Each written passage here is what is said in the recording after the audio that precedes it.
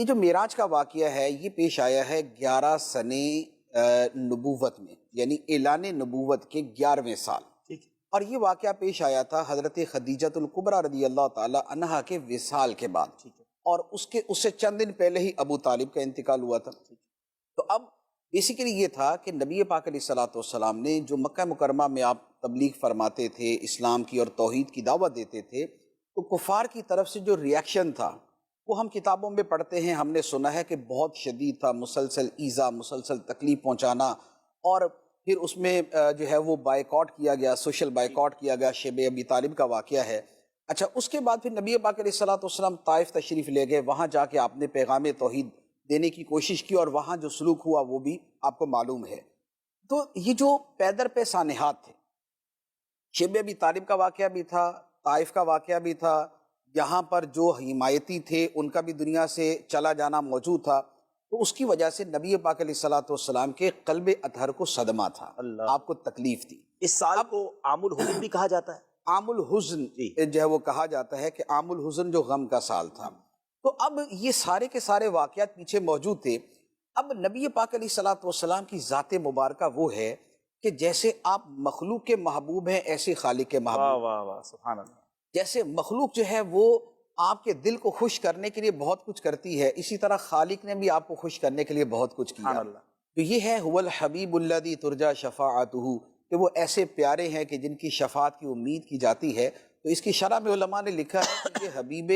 خلق بھی ہیں، حبیب خالق بھی ہیں، واہ واہ واہ، اور خود نبی پاک علیہ الصلوۃ والسلام کا یہ لقب ہے الا وانا حبیب اللہ ولا فخرا، جو آپ نے خود بیان فرمایا کہ سن لو میں اللہ کا پیارا ہوں، میں اللہ کا دوست ہوں، میں اللہ کا حبیب ہوں، میں اللہ کا محبوب ہوں، اور میں اس پہ فخر نہیں کرتا کہ فخر ممنوع ہے۔ تو چونکہ نبی پاک علیہ الصلوۃ والسلام اللہ کے محبوب ہیں، تو اب محب اور محبوب کے ساتھ جو تعلق ہوتا ہے، جو ان کے باہم تعلق ہوتا ہے، اس میں محبوب کے دل کو خوش کرنا،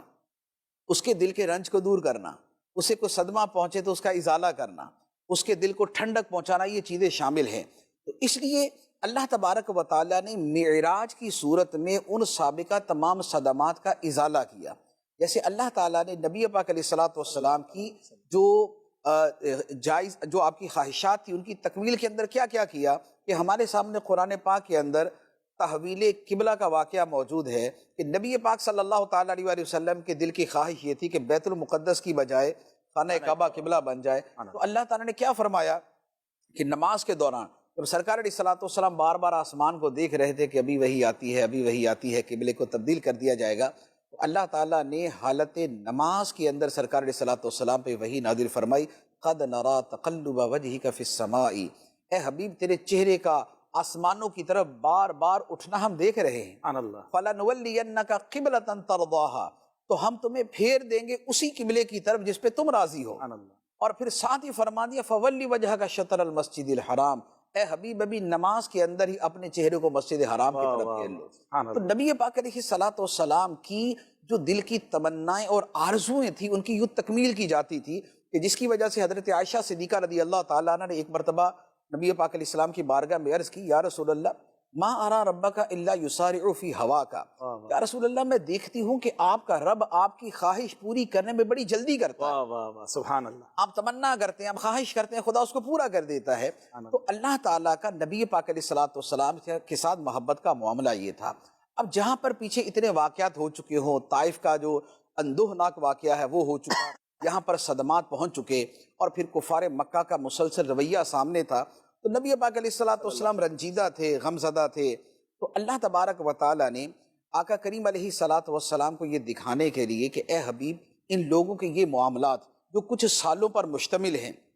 آپ ان کی وجہ سے رنجیدہ نہ ہوں۔ آپ یہ دیکھیں کہ رب نے آپ کو عطا کیا کیا ہے، مخلوق کی نظر میں اس وقت آپ کیا ہیں، اس کو نہ دیکھیں، یہ دیکھیں کہ خالق کی بارگاہ میں آپ کا مرتبہ کیا ہے۔ وہ جو قرآن پاک کی آیت ہے نا، انا اعطیناک الکوثر فصل لربک وانحر ان شانئک هو الابتر، اس کے پیچھے بھی یہی معاملہ تھا کہ نبی پاک علیہ الصلوۃ والسلام کے شہزادے کا انتقال ہوا تو کفار نے اس پر طعن و تشنیع کی اور اعتراضات کیے، تو اللہ تبارک و تعالیٰ نے کیا فرمایا کہ اے حبیب ایک بیٹے کی دنیا سے جانے کو نہ دیکھو، یہ دیکھو کہ ہم نے تمہیں عطا کتنا کر دیا ہے، تمہیں کثرت سے عطا کیا، تمہیں حوض کوثر عطا کیا، تمہیں خیر کثیر عطا کی، تمہیں جنت کی نہر کوثر عطا کی، تمہیں قرآن جیسی خیر کثیر عطا فرمائی، تمہیں وحی جیسی شے عطا فرمائی، تمہارے نام کی نسبت رکھنے والے قیامت تک جو ہے وہ زندہ رہیں گے اور لوگ ان کا ادب کریں گے، ان کی تعظیم کریں گے آپ کی نسبت کے صدقے۔ تو اے حبیب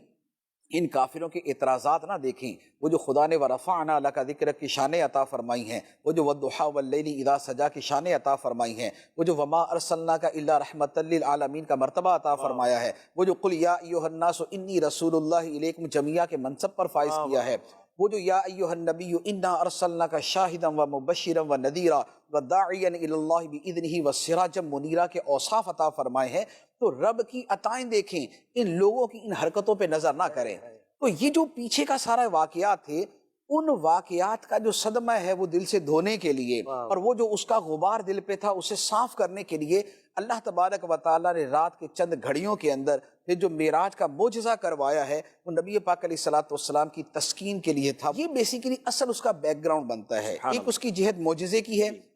اور ایک اس کے پیچھے جو پورے واقعات کا تسلسل ہے وہ یہ والا ہے کہ نبی پاک علیہ الصلوۃ والسلام کی خوشی کی خاطر کلہم یطلبون رضائی وانا اطلب رضاک یا محمد، اے محمد ساری مخلوق تو میری رضا چاہتی ہے، میں تیری رضا چاہتا ہوں۔ خدا کی رضا چاہتے ہیں دو عالم، خدا چاہتا ہے رضائے محمد، زہ عزت و اعتلاء محمد کہ ہے عرش حق زیر پائے محمد۔ تو یہ وہ والا سارے کا سارا ایک سین ہے، یہ وہ والا سارا منظر ہے، سینیریو آپ نے بیان پورا سینیریو ہے کہ جس میں یہ معراج کروائی گئی۔